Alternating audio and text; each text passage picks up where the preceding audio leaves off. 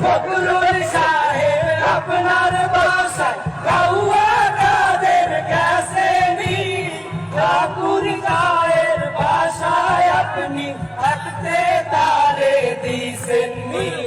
ফখরুল সাহেব আপনার বাসায় কাউয়া কাদের গেছে নি, ঠাকুর গায়ের বাসায় আপনি থাকতে তারে দিছেন নি।